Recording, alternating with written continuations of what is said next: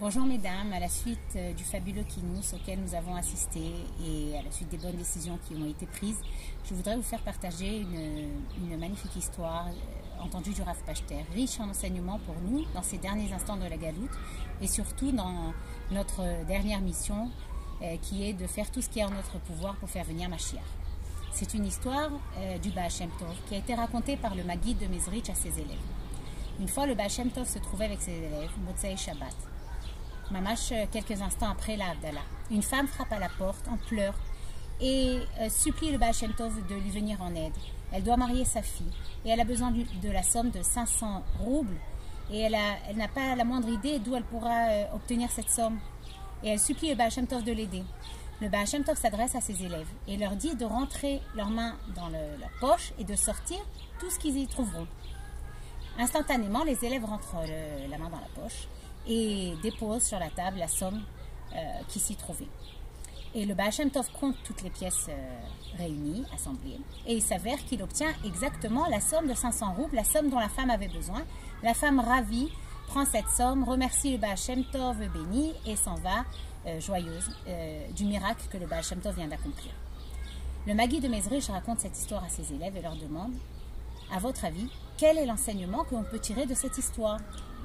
Les élèves réfléchissent et un propose et l'essaye. Et il dit: on apprend de cette histoire la grandeur du Baal Shem Tov. Que bien que c'était Motzei Shabbat et qu'il savait pertinemment qu'à la sortie de Shabbat, il n'y avait pas d'argent dans la poche de ses élèves, quand même, il leur a demandé de mettre la main dans leur poche et par miracle, il leur a fait sortir des pièces. Le Maguide de Mezrich n'est pas tout à fait satisfait de cette réponse. Il dit à son élève: effectivement, on voit la grandeur du Baal Shem Tov, mais il ne manque pas d'histoire qui prouve la grandeur du Baal Shem Tov. Certainement qu'on a encore autre chose à apprendre de cette histoire. Un autre élève tente sa chance et dit que, en fait, c'est plus précis que ça. C'est non seulement que le Baal Shem Tov a réussi à faire sortir l'argent de la poche de ses élèves alors qu'on était Motzei Shabbat, mais en plus, il a exactement rassemblé la somme qu'il fallait, qui manquait à cette femme. Le Maguide de Mezrich n'est pas non plus satisfait complètement de cette réponse. Un autre élève propose et dit: en fait, on apprend de cette histoire le grand Ahavat Israël que le Baal Shem Tov a éprouvé pour ses élèves.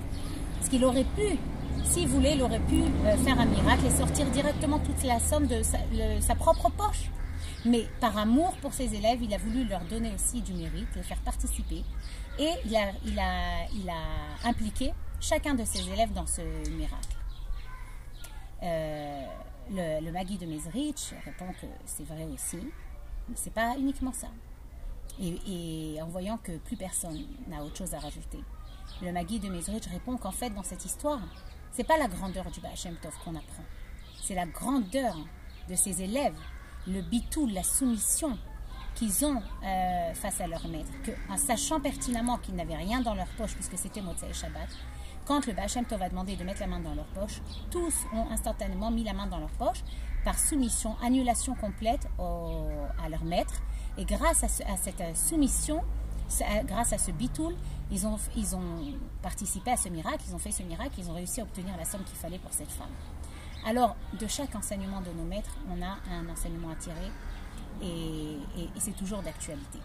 Qu'est-ce que nous, on apprend aujourd'hui dans ces derniers instants de la Galoute? Donc, le but de cette midrasha, elle s'appelle Admatai et elle a été ouverte à la demande du Rabbi qui a demandé de faire tout ce qui est en notre pouvoir pour faire venir Mashiach et que l'étude des sujets de Mashiach et de Géoula dans la Torah, c'est le moyen, c'est la voie la plus rapide pour déclencher le dévoilement de Mashiach. Et dans ce but, cette midrasha existe et tous les jours, Baruch Hashem, on est enrichi de nouveaux enseignements.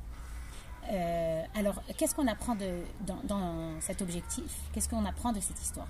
Alors, on apprend trois choses essentielles. La première des choses, c'est que quand le Rabbi nous demande de faire quelque chose, en même temps qu'il nous donne l'ordre d'agir, il nous donne aussi les forces pour accomplir ce qu'il nous a demandé. Des fois, on peut se dire, mais d'où est-ce que j'ai les forces? Le Rabbi demande quelque chose de si élevé, faire venir Mashiach. En quoi? Comment moi, un être si petit, j'ai la possibilité de faire venir Mashiach? Ce que des Juifs attendent depuis la création du monde, comment mon action peut avoir un impact Et en fait, il faut savoir que quand le rabbi nous demande, en vérité, en même temps qu'il nous a demandé, ça se trouve déjà dans notre poche. La seule chose qu'on a à faire, c'est de faire l'effort de décider, de vouloir et de mettre la main dans la poche. Et à ce moment-là, on sort des trésors de nos poches. Parce que le rabbi nous a déjà donné tout. Et tout est en notre possession. Et nous, on doit juste révéler ce qui est à l'intérieur de nous. La deuxième chose qu'on apprend, c'est que on pourrait se dire, bon, ben ok, on doit faire un travail pour faire venir Mashiach. Et ben, il y en a qui sont très bien placés pour ça. Il y en a qui sont shluchim, il y en a qui sont rabbanim. Il y a des personnes qui ont beaucoup de qualités, de compétences. Et ben, on va se reposer sur eux. Ils vont faire le travail, ils vont mener à bien cette mission et on va se reposer sur les autres. Mais de cette histoire, on apprend que, en fait, chacun des élèves a apporté une certaine somme et au total, on a obtenu la somme totale qu'il fallait. Ça veut dire que chacun a un rôle à jouer. On ne peut pas uniquement se reposer sur les autres pour que les autres fassent le travail. Parce que si on se repose sur les autres, il manquera quelque chose à la somme totale. On n'arrivera pas au but. Parce que chacun est une pièce incontournable. Chacun a un rôle à jouer et chacun doit faire l'effort et surtout être bitoul, en annulation totale, soumission face au rabbi, avoir un bitachon, une confiance absolue que le rabbi sait ce qu'il fait, que le rabbi sait où il nous a placé, qu'Akadosh Baruch Hu nous a placés dans un endroit parce qu'on a un travail à y faire. Et on doit avoir mamash par annulation totale, on doit faire ce qu'Akadosh Baruch Hu il attend de nous.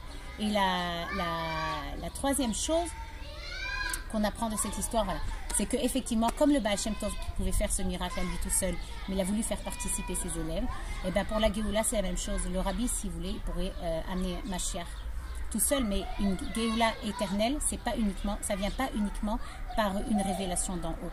La révélation d'en haut, on l'a eu au moment de la sortie d'Égypte, et cette Géoula n'a été que temporaire, que provisoire. Pour qu'il y ait une Géoula éternelle et un Géoula Nitzrit et Bet Amidash Nitzri, il faut à la fois la révélation d'en haut, mais à la fois l'effort du bas. Et c'est la combinaison des deux, de l'effort du bas et de la révélation d'en haut, qui fait que la Géoula sera éternelle. Donc, on a un travail à jouer. Le Rabbi l'a dit, Ani Echilia City, lui, il a fait sa part de travail. Il a déjà sorti le monde il a déjà sorti le juif de la Galoute. Le monde est déjà en matzav de Géoula. Et la chose qui nous reste à faire aujourd'hui, c'est à nous de sortir la galoute du juif. À nous de sortir cette galoute à l'intérieur de nous, cette galoute pnimite, comme le rabbi dit, en ayant un bitachon, une confiance absolue et une soumission totale au rabbi. Alors, Bezrat Hashem, que notre contribution active et le dévoilement de Mashiach, Techef Umiyad.